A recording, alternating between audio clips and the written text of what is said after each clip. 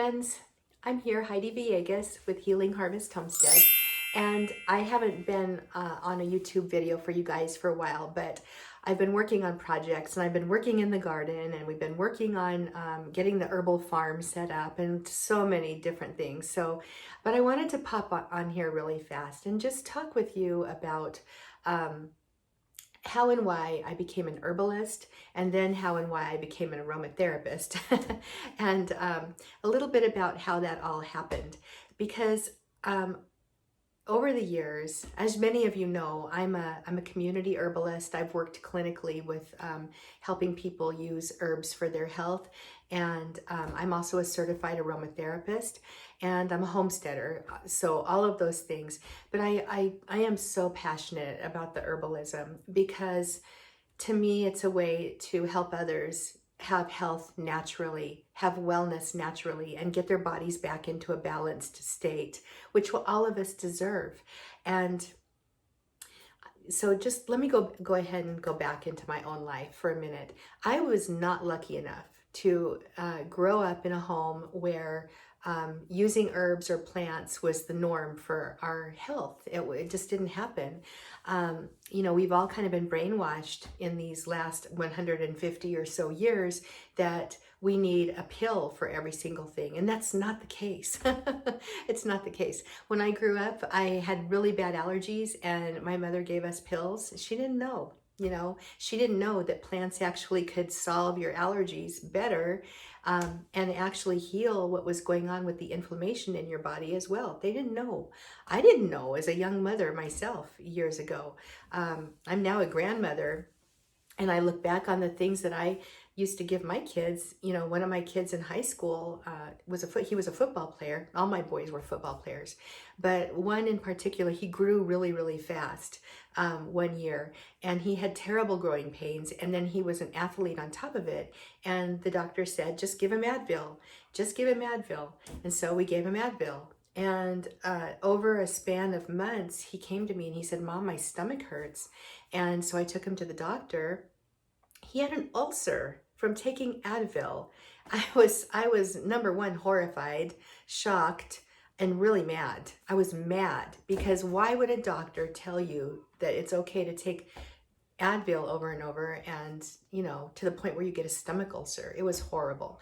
So at that point, that was probably about the point that I started searching for natural methods, and I came across essential oils, and I loved how they smelled. They were amazing, and they did work to an extent back then, but I didn't know what I was doing with them. Fast forward another 10 years or so of my life, and now I was experiencing some health issues. When we live in a toxic environment, which I did, I was still living in Las Vegas, Nevada back then, which is where I lived for about 50 years of my life.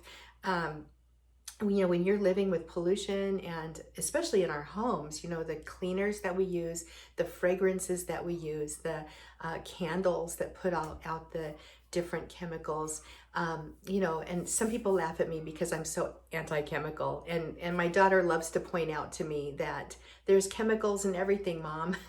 Everything is a chemical. She's got a biochemistry degree. And I know this, but I think the difference is what I'm talking about is toxic chemicals.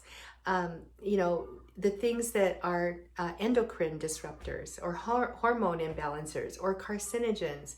You guys, we get enough of those going on in our body, and our body gets overwhelmed and just can't respond anymore. And that's when we start experiencing these health issues like autoimmune diseases and heart issues, and I could just go on and on. So I started learning about plants because I had to have another way for myself, because I was getting sicker and sicker, and I did not want to be one of these people who had their pills all lined up in front of them for one condition, and then another side effect of that condition, and another side effect, and on and on and on. I just didn't want to be that way.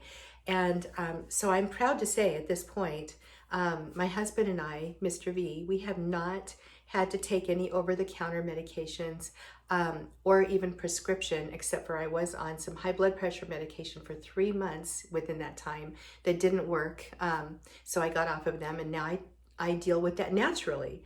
But it's been almost 10 years for the two of us. So it's what a blessing. But anyway, health is one reason why you should really start looking into herbalism as a viable health practice in your home, not to substitute for medical care, but to complement it, to give yourself some more options. I've already talked a little bit about the toxins in our environment, no matter where we live. We might actually be, some of us live rurally, in farm country, and because of the exposure to pesticides and the chemicals that are being put on different farms these days, especially if they're run by the USDA or supplemented or I don't know, subsidized by the USDA, we're all experiencing, different toxins.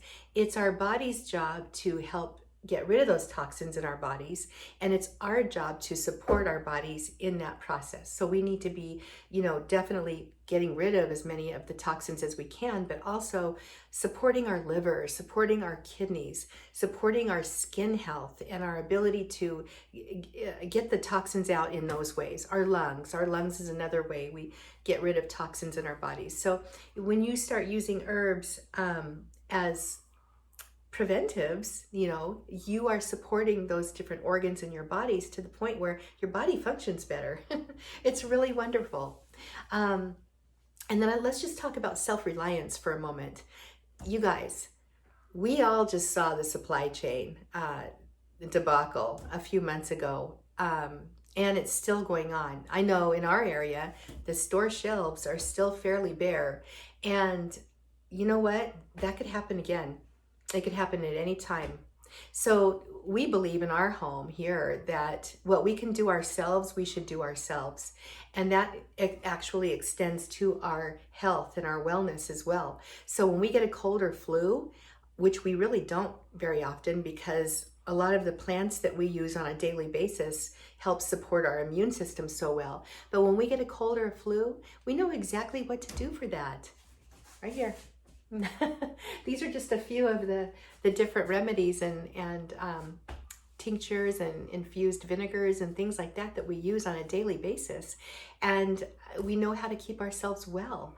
And, we know how to use herbs. We know how to go out and grow our own herbs. We grow our own, or we can know what to forage here. And we can actually take care of a lot of different issues ourselves right here in our own home. First aid issues.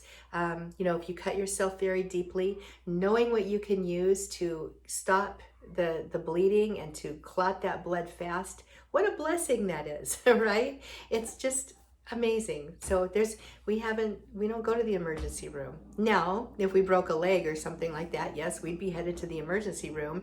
But the reality is that for most things, you don't need to.